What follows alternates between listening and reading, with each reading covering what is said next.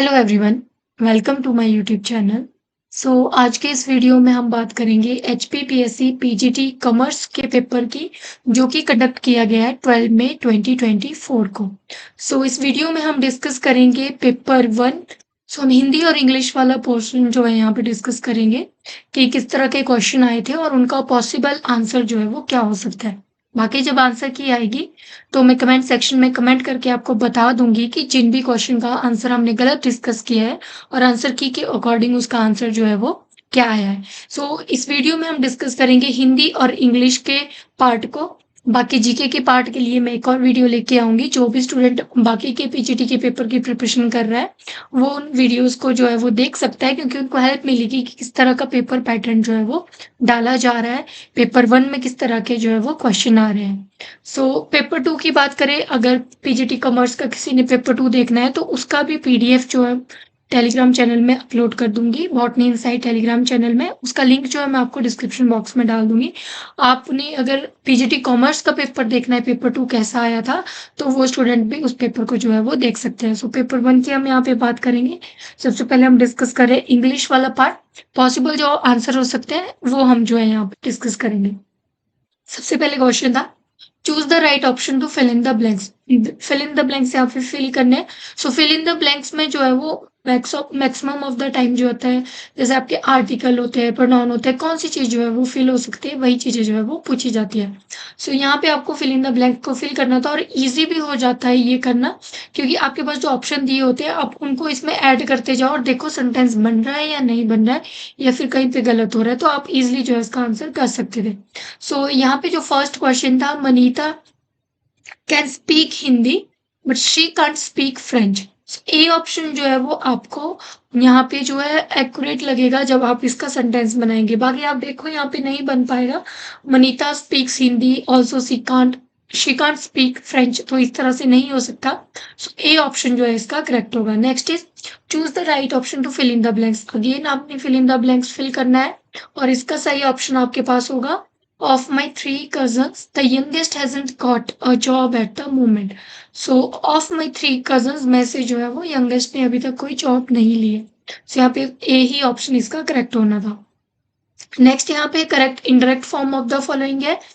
देखो, जिन्होंने भी मेरी प्रीवियस वीडियोस देखी होगी, जो कैडर की वीडियोस मैंने बनाई है इंग्लिश वाले पार्ट की, उसमें मैंने नरेशंस की, इवन आपके जो एक्टिव वॉइस से पैसिव वॉइस आपके चेंज करने होते हैं वॉइसेस पे और नरेशंस पे, इन पे जो है मैंने सेपरेट वीडियो बनाई हुई है, एक एक वीडियो इंडिविजुअली, और जो क्वेश्चंस आए थे उनको डिस्कस किया और कौन से से आप उनको सॉल्व कर सकते हो वो भी डिस्कस किया है। अगर किसी ने वो वीडियोस देखी होंगी तो उनको आइडिया होगा कि जो वॉइस नरेशंस के क्वेश्चन है, सब्जेक्ट वर्ब एग्रीमेंट के क्वेश्चन है, उसी तरह से आपसे पूछे जा रहे हैं और हर एक पेपर में आ रहे हैं। आप कोई भी पेपर उठा लो, तीसरा पेपर अभी पीजीटी का हो रहा है और तीनों में जो है ये चीजें पूछी गई हैं। यहाँ पे देखो, करेक्ट इनडायरेक्ट फॉर्म आपको करनी थी नरेशन। सबसे पहले था, Raveena has declared I am practising yoga everyday. तो अगर किसी को रूल याद हो तो जहां भी हैज यानी कि प्रेजेंट में ये चीज बताई गई है, यहाँ पे पास्ट नहीं बोला गया है, तो जब भी हम इनडायरेक्ट फॉर्म में चेंज करेंगे तो आगे की जो चीज लिखी होगी हमारे पास, उसका हम जो है वो टेंस चेंज नहीं करेंगे। जिस टेंस में वो लिखी होगी उसी में जो है हम इनडायरेक्ट फॉर्म बनाएंगे। यहाँ पे रवीना हैज डिक्लेयर्ड था, तो आपका स्टार्टिंग में भी हैज होना चाहिए, पास्ट में नहीं जाएगा। तो देखो, इन दोनों में हैज है, बाकी इसमें सेड हो गया, इसमें डिक्लेयर्ड हो गया, ये नहीं होंगे। ए और बी में से एक कोई चीज होनी थी। दूसरी बात मैंने बोला कि आपको जो है, जब ये हैज जो है वो आपका प्रेजेंट में ही है, तो प्रेजेंट में ही आगे वाली चीज भी रहनी चाहिए, जो कि आपके इन्वर्टेड कॉमर्स में है। प्रेजेंट में ही यहाँ पे कौन सी, बी ऑप्शन में देखो, she is practising yoga everyday है। बी ऑप्शन जो है इसका करेक्ट होना चाहिए। Then next is choose the correct sentence. Correct sentence यहाँ पे चूज करना है। इसका सी ऑप्शन जो है वो करेक्ट होगा, the cable seems to be cut with a blade. Then next आपके पास वॉइसेस आ रही हैं, करेक्ट वॉइस को चेंज करना है। ये भी अगर आपने देखी होंगी वॉइसेस की वीडियो देखी होंगी तो आपको रूल अच्छे से पता होगा, आप इजिली जो है वो इसको सॉल्व कर सकते थे। Is rash behaviour surprised me. Surprise जो है वर्ब की सेकंड फॉर्म होती है, जब इसको चेंज करते हैं तो वॉज पर प्लस वर्ब की थर्ड फॉर्म जो है हम यूज़ करते हैं। तो ढूँढो यहाँ पे वाज़ वर कहाँ पे है, सिर्फ़ एक ही जगह पे दिया गया है। I was surprised at his rash behaviour. So fifth का जो है डी ऑप्शन आपका करेक्ट होना चाहिए। बी सीरीज़ है, आपकी सीरीज़ में आगे-पीछे क्वेश्चन हो सकता है, लेकिन आंसर इसी तरह से रहेंगे। देन यहाँ पे अगेन जो है अरेंजमेंट आपको आ रही है to give make a meaningful sentence. Arrangement वाले क्वेश्चन पे भी मैंने ऑलरेडी आपको बताया था कि जब भी अरेंजमेंट वाला क्वेश्चन आएगा, तो आपने ऑप्शंस देख के जो है वो आंसर देना है, वरना आप कंफ्यूज बहुत होंगे, इसलिए ऑप्शन देखना। सबसे पहले देखो PTQSR, two brave girls kept holding their position to go back to their places, but those the tragedy forced everyone। so देखो यहाँ पे आर वाला जो है आपको अलग लगेगा सेंटेंस, इसलिए ये एक्यूरेट सेंटेंस नहीं बन पाएगा। जो भी आपके पास जैसे कोड दिया है, आप उसके अकॉर्डिंग सेंटेंस को देखो, फिर आपको पता लग जाएगा कि सेंटेंस बन रहा है या नहीं बन रहा है। देन बी में देखो, the tragedy forced everyone to go back to their places, but those two brave girls kept holding their position. तो ये सेंटेंस आपको पता लग रहा है कि बन रहा है, सो बी ऑप्शन जो है इसका करेक्ट होगा। Next is indicate the synonym of the underlined word. तो अंडरलाइंड वर्ड का सिनोनिम बताना है। सररियल एक्सपीरियंस यहाँ पे बोला गया, walking in moonlight was quite a surreal experience. तो सररियल मतलब बहुत ही अच्छा जिसको बोल सकते हैं हम लोग, इस तरह का एक्सपीरियंस था, सो उसका ड्रीम लाइक जो है वो ए ऑप्शन होना चाहिए। देन इंडिकेट द एंटोनिम यानी अपोजिट वर्ड आपने बताना है किसका, प्रोवर्बियल का। His way of handling the issue has become proverbial no.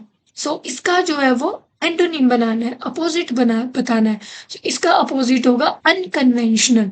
So C option इसका करेक्ट होगा। Then next is indicate the incorrect sentence. देखो यहाँ पे आप कंफ्यूज हो सकते थे, करेक्ट इनकरेक्ट आपसे बोला गया है।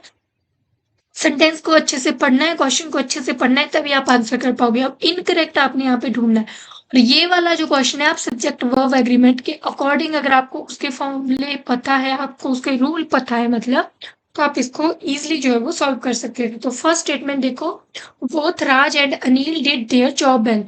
एंड लगा हुआ है यानी दो चीजों को जोड़ा गया है, तो ऑब्वियसली देयर जॉब, दोनों की जॉब है, इसलिए देयर जॉब होना चाहिए, सही है। Second is Raj as well Anil did their job well. लेकिन यहाँ पे एज वेल जब यूज किया जाता है तो आगे सिंगुलर ही इसको काउंट करना चाहिए था। सो यहाँ पे as well Anil did their यहाँ पे नहीं आना था, इसलिए गलत हो जाता है। Anil enjoys reading books. So यहाँ पे जो है वो ये ऐसे यहाँ पे नहीं होना चाहिए था, Anil enjoys reading books. So ये इनकरेक्ट हो जाता है। Then reside a car, she have a scooty too. So ये भी इनकरेक्ट स्टेटमेंट है। तीन स्टेटमेंट आपके पास 2, 3, 4 इनकरेक्ट आ रही है, फर्स्ट वाली जो है यहाँ पे करेक्ट हो जाएगी। Next is choose the right option to complete the statement. Statement को कंप्लीट करना है आपने। और system that organizes people in higher and lower level. Higher और लोअर लेवल में जब हम अरेंज करते हैं, पीपल को अरेंज करें या किसी चीज को अरेंज करें, सो उसको हम हायरार्ची कहते हैं। एक हायरार्ची मतलब कि हायर एंड लोअर लेवल, पहले ऊपर कौन है नीचे कौन है, उस तरह से हम अरेंज कर रहे हैं, सो दैट इज हायरार्ची।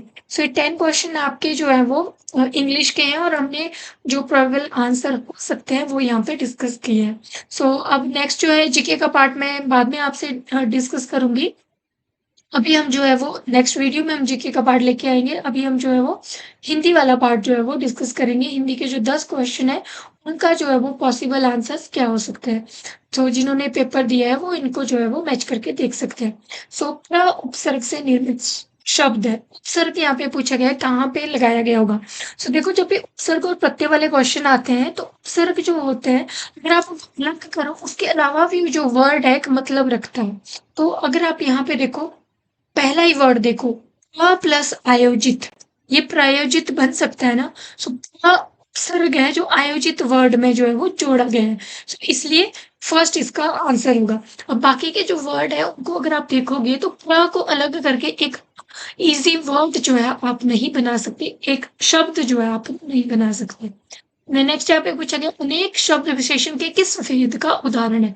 अनेक जो है वो बहुत सारे लोग सोच रहे होंगे कि एक होता है, संख्या अनेक हो गया, संख्या में आएगा, नहीं, वो परिमाण में आता है। अनेक जो होता है वो परिमाणवाचक विशेषण रहता है। नेक्स्ट इज वह तुलिका से चित्र बना रहा है।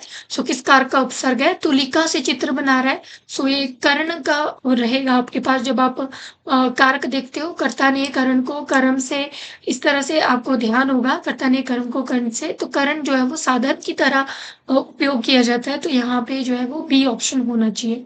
नेक्स्ट इज कुशल शब्द का भाववाचक संज्ञा। कुशल का भाववाचक संज्ञा यहाँ पे आएगा कौशल। सो भाव जो होता है वो क्या प्रेजेंट कर रहा है, एक वर्ड किसी चीज का भाव बता रहा हो, तो वही भाववाचक यहाँ पे बता रहा था, कौशल यहाँ पे होना था। नेक्स्ट इज वह सो रहा था कि तभी अचानक उठ बैठा। अब आपको क्रिया बतानी है किसकी? रेखांकित पद की। अब रेखांकित किस चीज को किया गया? उठ बैठा।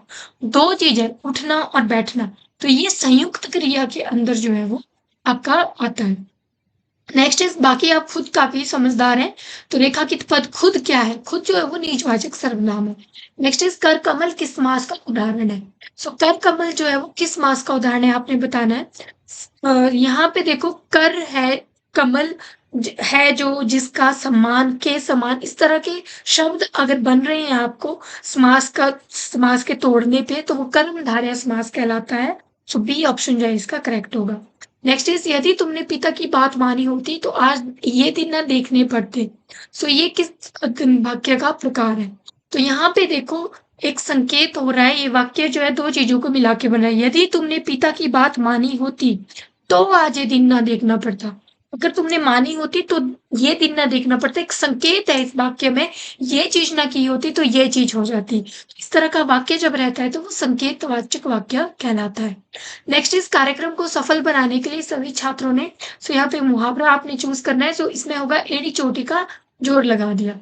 नेक्स्ट इज कबीर सोई पीर है जो जाने पर पीर, ये किस अलंकार का उदाहरण है ये आपने बताना है। अलंकार जब आप पढ़ते हो तो देखो यहाँ पे एक वर्ड जो है रिपीट हो रहा है, पीर दो बार रिपीट हो रहा है, कबीर सोई पीर है जो जाने पर पीर, और दो बार अगर कोई शब्द रिपीट में आता है तो वो यमक अलंकार का उदाहरण रहता है। जब भी आप अलंकार पढ़ते हो तो अलंकार को सॉल्व करने का जब क्वेश्चन उनके आते हैं तो एक ट्रिक रहती है उनके अंदर, हर अलंकार का एक जो है वो ट्रिक उनके सॉल्व करने में हेल्प करती है। तो यमक में जब रिपीट हो रहा है कोई शब्द बार बार, सो वो यमक अलंकार का उदाहरण होता है। सो ये हमारे पास 10 क्वेश्चन हो गए हिंदी के। सो यहाँ पे हमने हिंदी का पार्ट भी जो है वो, हिंदी और इंग्लिश दोनों पार्ट जो है वो डिस्कस कर लिए है। बाकी जीके का पार्ट भी मैं लेके आऊंगी नेक्स्ट वीडियो में, उसमें हम जो पॉसिबल आंसर हो सकते हैं जीके के उनको जो है वो डिस्कस करेंगे। होप सो ये वीडियो आपके लिए हेल्पफुल रहेगी। बाकी जो भी क्वेरी आपकी हो वो आप कमेंट सेक्शन में कमेंट कर सकते हैं, और बाकी अपने फ्रेंड्स के साथ भी जो है वो शेयर कर सकते हैं जिन्होंने भी कॉमर्स का पेपर दिया है और बाकी पीजीटी के जो एग्जाम जो है वो फ्यूचर में देने वाले हैं। So thank you so much.